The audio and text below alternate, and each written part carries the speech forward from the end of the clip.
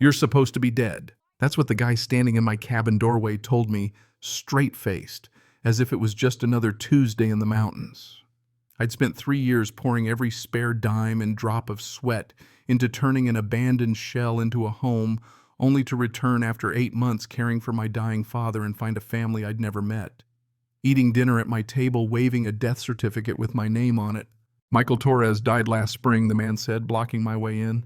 We bought this house legally from the HOA. Meanwhile, I'm standing there, flesh and bone, car keys in one hand, mailbox key in the other, trying to wrap my head around the fact that I've apparently been erased from my own life. How does someone steal your house by declaring you dead? Drop a comment if you've ever had your identity stolen, because the next 6 hours for me, well, let's just say my homecoming ended in a jail cell. 6 hours in holding neighbors slowing down to get a good look at me through the window like I was some zoo animal. The humiliation burned worse than the cuffs cutting into my wrists. I remember thinking, this can't be real. But the cold concrete bench under me, the antiseptic stench barely masking a permanent odor of hopelessness, the officer who arrested me muttering about crazy people claiming to be dead, all of that was painfully real. I wanted to scream that I had proof I was alive, but nobody was listening. The Johnsons, the new owners, had been terrified when I barged in. Their teenage son screamed bloody murder from my old entertainment center. Mrs. Johnson, pregnant and clutching a toddler, pressed herself against the wall while her husband fumbled for a bat behind the door. "Stay back," he'd yelled. "I don't know how you got out of your grave, but you're not welcome here." I nearly laughed. It was so absurd, but nothing about that scene was funny. These people weren't con artists, just as confused and scared as I was. When Officer Miller arrived, I threw every piece of ID I had at him. Driver's license, social security card, credit cards. But the Johnsons, they had an official-looking death certificate with my name raised, seal signatures, the works. "Sir," Officer Miller said in that voice they use for mental health calls, "I understand you believe this is your property, but these folks have legal documentation." He didn't care about my story, 8 months in Denver, caring for my father, all those automatic HOA payments. To the law, I was trespassing on property bought from a dead man. The weirdest part, the Johnsons hadn't even changed much. My custom dining table, the built-in bookshelves, the herb garden I started for stress, they'd kept them all. It was like stepping into a parallel universe where my life was lived by someone else. They'd even stashed my old belongings in the garage photo albums from when Sarah was sick, tools from 30 years of construction work, the rocking chair I made for grandkids we never had. All of it boxed up as previous owner's stuff waiting to be tossed. I'd built that cabin to heal after losing Sarah, a place to maybe find peace in the mountains. Now it felt like losing her all over again. That's when Sandra Williams arrived at the police station, a force of nature in her 60s, HOA president, always in the know. She marched in with a folder thick as a Bible, talked to Officer Miller like she ran the place. "Officer, I can vouch for this man. Michael Torres has been part of our community for 4 years. There's obviously been some terrible mistake." She had HOA records, payment histories, the whole 9 yards. She got me out, sure.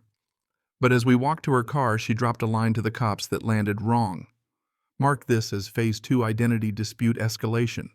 Like she was reading off a script. Something in her tone, it got under my skin. Sandra, who'd barely said more than nice gutters to me at HOA meetings, suddenly acting like my guardian angel. Call it paranoia, or the kind of intuition that kicks in when your world goes sideways, but her eagerness didn't sit right. Still, I didn't have options. Local motel booked, solid, broke after months in Denver. Sandra put me up in her guest room, lavender sheets, basket of toiletries, like I was a guest instead of an accused trespasser. But her kindness had strings. She grilled me about every detail, where I'd been, who knew I'd left, who had access to my mail. By mid-morning, Sandra's dining table looked like a crime lab, envelopes stamped, return to sender bills creased just so, piles of canceled auto-pay printouts. My name everywhere. I logged into my bank app showing payment after payment, nothing out of place. Sandra sorted it all like a detective closing up for the night. The room grew colder. This wasn't new. Someone had been working for months to make the system believe I was gone. Sandra laid out a theory. Maybe an inside job, someone with access, someone who knew I'd be gone for months. Who knew about your father's illness? Who had your P.O. box key? Her questions started steering me toward one person, my brother Dave. The forged death certificate was almost perfect, except the informant listed was my father, who died before it was even filed. It mentioned Sarah as my surviving spouse, dead 5 years already. Whoever did this didn't just know me, they'd studied me. Sandra was convinced, this is personal, Michael. And then came the twist. My brother Dave. My business partner on renovation projects. The guy who co-signed my loan.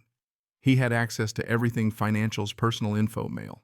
Sandra fed the suspicion and I ate it up. I confronted Dave in his office parking lot, accused him of everything. Mail theft, forgery, stealing my home. He looked gutted, but I couldn't see it. Sandra had evidence, bank records, fingerprints, even security footage she claimed was him at the post office. I trusted her more than my own brother. That fight, ugly, public, the kind of family drama that stains your reputation forever. Sandra they're always documenting, told me I'd done the right thing. Family betrayal cuts deepest. But now we have his reaction on record, we can use it in court. Her encouragement should have felt like comfort, but it tasted like poison. Over the next 2 weeks, Sandra and I built what felt like an airtight case against Dave. She had receipts, witnesses, everything, but I never thought to ask how she got it all so fast or why she was so good at playing investigator. Dave, desperate, got a lawyer, sharp woman from Denver. She brought real evidence, clean bank records, postal logs that contradicted Sandra's testimony from postal workers. But Sandra always had an answer. That's what lawyers do. They muddy the water. Meanwhile, Dave's business tanked. Clients bailed, the hardware store started asking for cash. His marriage buckled under the strain. The calls Dave left at Sandra's house broke my heart, but Sandra said, he's trying to manipulate you. Classic abuser behavior. Her logic was airtight, so airtight I couldn't breathe. Then Jenny Johnson, the pregnant woman whose family had bought my house, showed up at Sandra's door while Sandra was out. She had video Sandra checking my mailbox every day, while I was gone collecting my mail, feeding documents into my own shredder, moving masterfully in and out of my property. Jenny told me Sandra's daughter worked at the post office, gave her master keys, ostensibly to help the elderly, but really to cut people off, make them disappear on paper. She's done this before, Jenny whispered. Isolated people, declared them dead or incompetent, seized their property. It hit me like a freight train. This wasn't just about me. Sandra had targeted other isolated owners. Psychological profiles. Mail intercepted. Accounts closed. Elderly widows, folks with no close family. Even a few younger loners. I found my own profile in her files, notes about my grief, my relationship with Dave, my habits. She'd studied me, mapped out how to manipulate me, how to push every button. Jenny dropped the final bomb. Sandra had moved into phase 2, now targeting Dave. She'd started making phone calls about him, even planned an accident on one of his construction sites. She'd mapped out his routine, his kids' schedules, everything. The scheme was bigger, darker, colder than I could have ever dreamed. So I broke into Sandra's home office, desperate. Found a wall chart of victims. Phase 1, isolation. Phase 2, documentation. Phase 3, asset seizure. Phase 4, eliminate threats like Dave or anyone who questioned her. There were even instructions for how to stage accidents, how to make them look natural, how to collect the insurance. That night, running from Sandra's house, 2 men in a black SUV tailed me down mountain roads. I lost them barely on backlogging roads. I realized it's not just about proving I'm alive, it's about saving Dave before Sandra solved her problem the way she always did. I went public, rallied everyone, called every family I could, contacted journalists, hired security. When Sandra called an emergency HOA meeting, the community center was packed, 300 people, news crews, everyone who'd lost a loved one suddenly.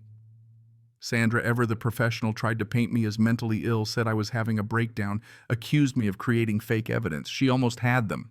Until I played the audio, Sandra's voice, cool and certain, isolation is 90% of the work. Once they can't communicate, they're already dead. The paperwork just makes it official. The room shifted, people recognized their own family's fate. Sandra's daughter confessed. The county clerk tried to sneak out, but neighbors stopped him. FBI agents swooped in. Sandra tried to run, tripped over a chair, lost her pin and her dignity, crawling in front of 100 phones. "This isn't over, Michael," she screamed just before the cuffs clicked. "Check your father's records. You have no idea how deep this goes." Her threat sounded pathetic, not powerful. Justice came, but not with a bow. Sandra got 5 years in federal prison, $500,000 in restitution, and lost everything she'd stolen. The sentencing felt like a formality. Her audacity, her justifications, none of it mattered anymore. She was just a lonely old woman who'd destroyed lives for greed. But the moral lesson didn't come in the courtroom. It came after the slow realization that justice isn't neat. Dave's business never really recovered. His marriage hung by a thread. Our relationship strained formal, never quite right.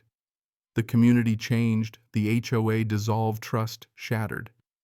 Turns out you can expose evil, but scars stay. You can claw back what's yours, but it never feels the same. 6 months later, I got an envelope, photos of me out in town. A note: Sandra sends her regards. See you soon, a friend. I reported it, put up cameras, locked my doors. If there's still a network, it's smaller and meaner. The cabin holds, but peace isn't a horizon, it's a checklist I run every night, hands still shaking. So let me ask you, what's worse? Losing your home or losing your trust in the people around you? If you've ever had someone betray you or had to fight for justice when everyone else believed the villain, I want to hear your story. Drop a comment. Tell me where the line is between justice and revenge. And if you ever find yourself fighting a battle nobody believes in, don't let go no matter how lonely it gets. Cảm ơn các bạn đã xem video.